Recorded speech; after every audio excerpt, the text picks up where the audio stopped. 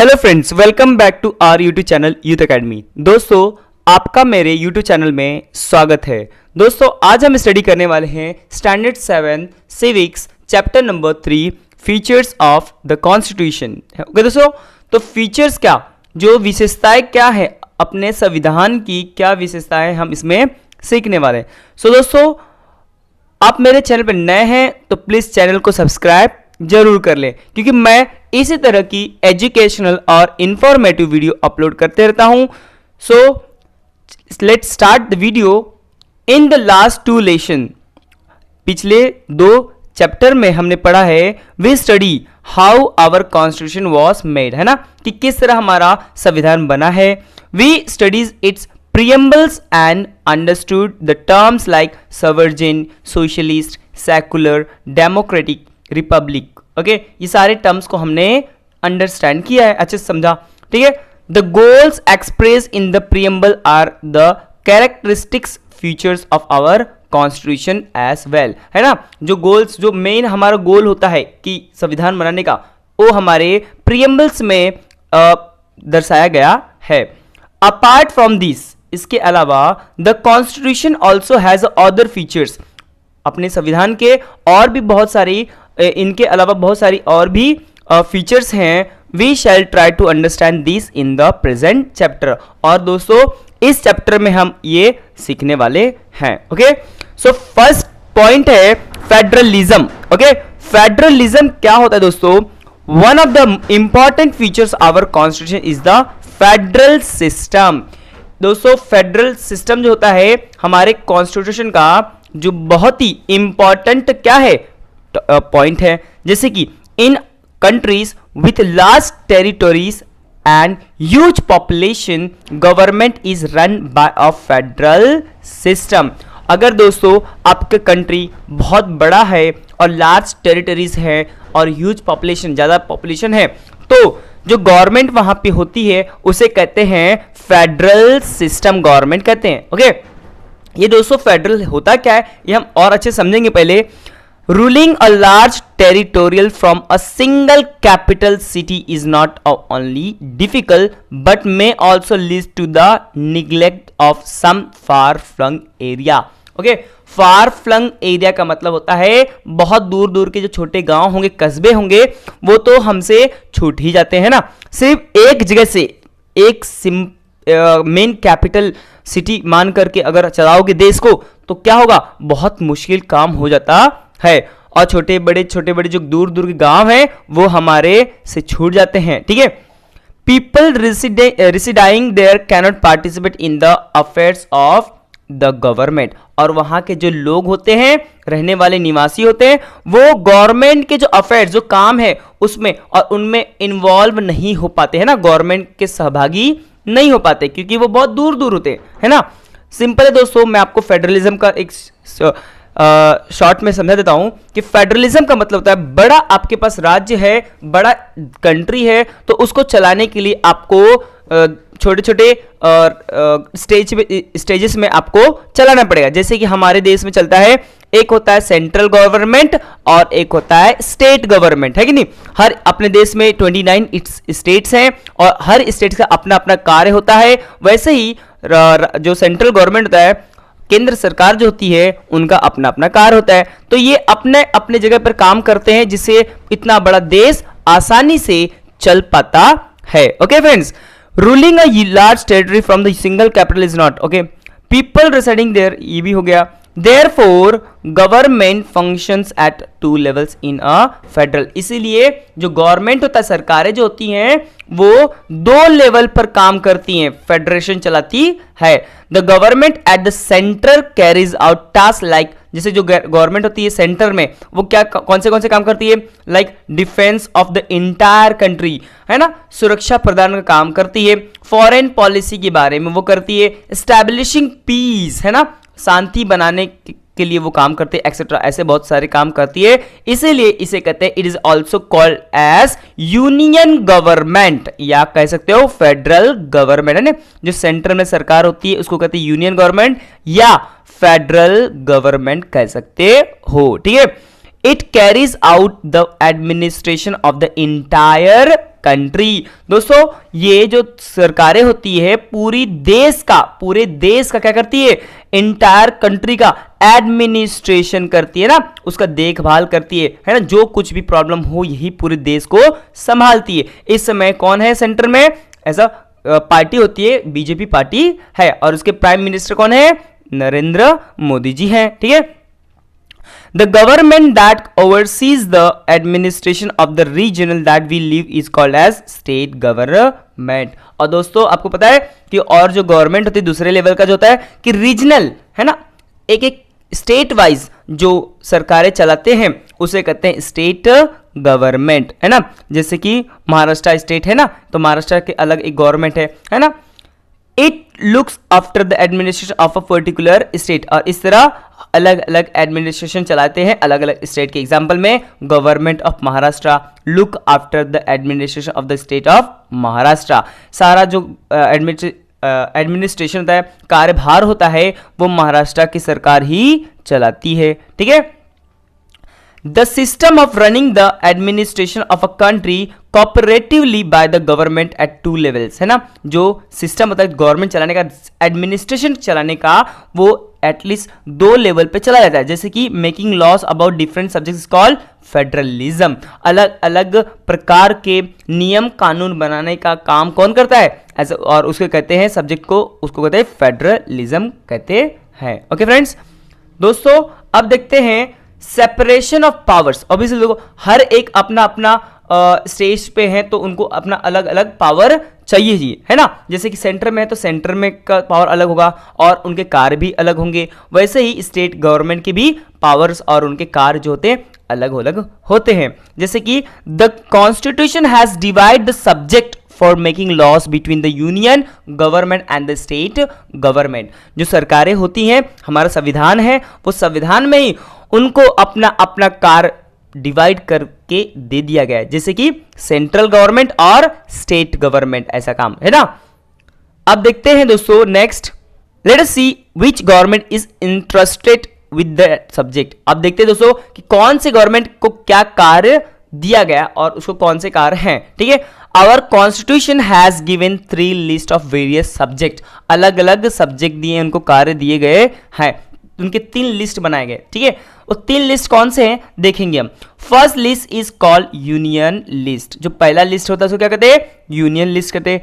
It contains 97 subject on which the union government makes law. और दोस्तों उनमें 97 subject उनको दिए गए हैं, उनको कानून बनाने का अधिकार उनको दिया गया। उतने सब्जेक्ट 97 सब्जेक्ट पे वो अपना कानून बना सकते हैं। Same the state list is for the state government, और जो स्टेट लिस्ट होता है वो स्टेट गवर्नमेंट के लिए होता है, जो वो अपना उस पर कानून बनाएंगे। इट कंटेन्स 66 सब्जेक्ट, और इसमें कितने सब्जेक्ट होते हैं, 66 सब्जेक्ट उनको दिया गया कि इस इतने सब्जेक्ट पे आप क्या कर सकते हैं, अपना कानून बना सकते हो। और थर्ड है, apart from this 2 list there is a concurrent list, और तीसरा लिस्ट होता है कॉन्करेंट लिस्ट होता है, और इसमें दोस्तों 47 सब्जेक्ट को इन्वॉल्व किया गया है।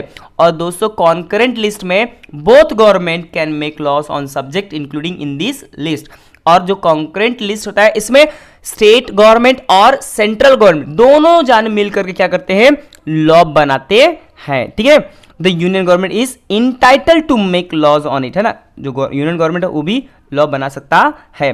This power are term as residuary power, और ऐसे पावर को शब्दों में कहे तो, टर्म्स में कहे तो रेसिड्यूरी पावर्स कहते हैं। ओके, अब देखते हैं दोस्तों कुछ यहां पे, do you know the division of powers in the Indian constitution is unique, है ना। हमारा जो पावर है वो कॉन्स्टिट्यूशन में दिया गया यूनिक है ना। It enables the union government and state government to bring about the country's progress by cooperating with each other। दोस्तों याद रखना कि यूनियन गवर्नमेंट और स्टेट गवर्नमेंट दोनों जन कंट्री को मिल करके चलाना है, देश को आगे बढ़ाने में, प्रगति में आगे बढ़ाने में एक साथ देना है, ठीक है। ये नहीं कि वो अपना काम करे, इसमें सहयोग ना करे, ऐसा नहीं चलेगा। दोनों को मिल करके काम करना पड़ता है, ऐसा हमारे संविधान में पावर लिखा गया है। This also encourage participation of citizen in the administration of the country, और इसे हमारे जो देश को चलाने में, कंट्री को चलाने में, पार्टिसिपेशन कराने में लोगों को भी मदद करता है, लोगों को भी पार्टिसिपेट करने के लिए इंकरेज करता है ना, इंकरेज करता है, उनको प्रोत्साहन देता है। ओके सो दोस्तों अब हम देखते हैं who deals with that what subject. अब देखते हैं कौन किस सब्जेक्ट पे काम करता है, किस पे डील करता है। ठीक है, तो फर्स्ट देखेंगे subject with the union government. वो कौन से सब्जेक्ट हैं, विषय हैं, कार्य हैं जो यूनियन गवर्नमेंट क्या करता है, अपना लॉज पास करता है, अपना कानून लगाता है। दूसरा पहला है डिफेंस, डिफेंस पे, फॉरेन रिलेशन से, है ना, बाहर से अलग अलग कंट्रीज से रिलेशन रखना, वॉर एंड पीस से रिलेटेड कुछ काम रहेगा, करेंसी के बारे में, इंटरनेशनल ट्रेड, है ना, इंटरनेशनल बिजनेस करने का, ये सब काम किस करता है, यूनियन गवर्नमेंट का होता है। ठीक है, दूसरा है दोस्तों subject with the state government. Subject का कौन से स्टेट पे बनता है, एग्रीकल्चरल पे, लॉ एंड ऑर्डर को मेंटेन रखना, लोकल गवर्नमेंट जो होता है, हेल्थ डिपार्टमेंट जो होता है, प्रिजन एडमिनिस्ट्रेशन एक्सेट्रा, ना, जेल वगैरह का जो अपने अलग अलग राज्य में होते हैं ना, उस पे भी स्टेट गवर्नमेंट ही अपना कानून बनाता है। ठीक है, थर्ड है दोस्तों subject with the both the government, और ये दोनों जान मिलकर के करते हैं। ठीक है, जैसे कि एम्प्लॉयमेंट के बारे में, बेरोजगारी, इन्वायरमेंट, पर्यावरण के बारे में सोचना, ठीक है, इकोनॉमिक एंड सोशल प्लानिंग करना, पर्सनल लॉ या एजुकेशन एक्सेट्रा, ये सब चीजों पे ये दोनों मिलकर के क्या करते हैं, कानून बनाने का काम करते हैं। Okay friends, union territories. अब देखते हैं दोस्तों, in India there is a union government, है ना, हमारे देश में यूनियन गवर्नमेंट होता है जिसमें 29 स्टेट गवर्नमेंट्स है कि नहीं, एंड 7 यूनियन टेरिटरीज भी हैं। और 7 यूनियन टेरिटरीज कौन से हैं वो देखेंगे हम। The union government controls the union territories. याद रखना दोस्तों, जो सेंट्रल गवर्नमेंट होता है वही कंट्रोल करता है यूनियन टेरिटरीज को। Okay, following are the 7 union territory. अभी तक ले हमारे पास 7 यूनियन टेरिटरीज है, जैसे कि नई दिल्ली, है ना, दमन and Diu, Puducherry, Chandigarh, Dadra and Nagar Haveli, Dadra and Nagar Haveli. ठीक है, और Andaman and Nicobar islands and Lakshadweep, ये हमारे 7 क्या है, यूनियन टेरिटरीज है, जिसपे सेंट्रल गवर्नमेंट, यूनियन गवर्नमेंट क्या करती है, अपना कानून बनाती है और उसको ही कंट्रोल करती है। ओके फ्रेंड्स, अब देखेंगे दोस्तों पार्लियामेंट्री सिस्टम ऑफ गवर्नमेंट। ये पार्लियामेंट्री सिस्टम ऑफ गवर्नमेंट क्या होता है ये समझेंगे। The Indian constitution has provided for a parliamentary system of government. In such a system the parliament that is legislature has the highest decision making power. Obviously आपको पता है दोस्तों, हम लोग फर्स्ट चैप्टर में पढ़ा है कि जो लेजिस्लेचर होते हैं पार्लियामेंट में वही क्या होते हैं, हाईएस्ट डिसीजन मेकिंग पावर उनमें होता है, वही कानून बनाते हैं। Indian parliament includes the president, Lok Sabha और the house of the people and Rajya Sabha और द काउंसिल ऑफ स्टेट। बाकी सारे मंत्रीगण होते हैं, राज्यसभा होता है, लोकसभा होता है और राष्ट्रपति होते हैं। The council of minister that runs the administration emerge from the Lok Sabha and is answerable to the Lok Sabha. ठीक है दोस्तों, जो काउंसिल मिनिस्टर होते हैं, जो मंत्रिमंडल उनका होता है, प्राइम मिनिस्टर का, प्रधानमंत्री का, वही सभी क्या करते हैं, देश को चलाने काम करते हैं और वही हर क्वेश्चन का आंसरेबल होते हैं। ओके दोस्तों, अब हम देखते हैं यहाँ पे कुछ, यहाँ पे बताया गया है कि you have a solution currency note. आपने देखा होगा 50 रुपए का note. The words guaranteed by the central government, यहाँ पे आपको लिखा होगा, दिखेगा, यहाँ पे आपको लिख के मिलेगा, guaranteed by the central government are printed on the currency note. आपको देखा है। If you have seen the badges on the uniform of policeman, है ना, जो बैच होते हैं पुलिसमैन के वर्दी पे, वो भी आपने देखा होगा। इट रीड्स महाराष्ट्र पुलिस, और वहां पे लिखा होता है महाराष्ट्र पुलिस, ऐसा लिखा आपने बहुत बार देखा होगा। ठीक है, you must have surely come across the following Indian railways. देखा आपने बहुत सारे सिंबल्स भी देखे होंगे ना, बहुत सारे, जैसे इंडियन रेलवेज के हैं, ठीक है, यहाँ पे आपको दिख रहे हैं ना, इंडियन रेलवेज के हैं, और ये पुलिस का है, ये इंडियन रेलवेज के हैं, ये एसटी महाराष्ट्र जो ट्रांसपोर्टेशन कॉर्पोरेशन है उसका सिंबल है, ऐसा आपको देखने को मिलता है। ठीक है, जैसे Maharashtra state road transport corporation, this means, इसका मतलब क्या होता है, that in our country government function at 2 levels. इससे हमें पता चलता है कि जो हमारे देश में दो तरह के, 2 लेवल पे गवर्नमेंट चलती है। एक होता है सेंट्रल गवर्नमेंट, एक होता है state government. One is the central government and the other is state government. ये हमको पता है। महाराष्ट्र स्टेट गवर्नमेंट, जैसे कि कर्नाटका स्टेट गवर्नमेंट, अलग अलग UP state government, Bihar state government, है ना। ये सारे क्या है, अपने अपने एक स्टेट है, राज्य हैं, उनका भी गवर्नमेंट होता है। तो सभी का अपना एक क्या होता है कि अपने राज्य के अंदर एम्प्लॉयज होते हैं। जैसे पुलिस होता है तो पुलिस का होगा, महाराष्ट्र पुलिस यहाँ पे है। तो केरला में क्या होगा, केरला पुलिस, है ना। ऐसे अलग अलग हर स्टेट पे काम अपना करते हैं। ओके फ्रेंड्स, सभा for all it's decision in parliamentary democracy, the discussion and debates that take place in the parliamentary have great significance। और दोस्तों जो काउंसिल ऑफ मिनिस्टर होते हैं वो क्या करते हैं, सभा में क्या करते हैं, डिसीजन लेने में मदद करते हैं, डिबेट करते हैं, और जब वो डिसीजन लिया जाता है तो एक अच्छा रिजल्ट हमें मिलता है। बात ऐसे चित करते हैं, डिबेट करते हैं, तो हमारे डेमोक्रेसी में क्या होता है, फ्रीडम होती है, जिससे हम अपना काम करने में आसानी हो जाती है। ओके फ्रेंड्स, तो दोस्तों आपको मेरी वीडियो कैसी लगी प्लीज मुझे कमेंट करके जरूर बताएं, और मैं इसी तरह की इंफॉर्मेटिव और एजुकेशनल वीडियो बनाते रहता हूं। सो प्लीज आप मेरे चैनल पर नए हैं तो चैनल को सब्सक्राइब जरूर कर लें।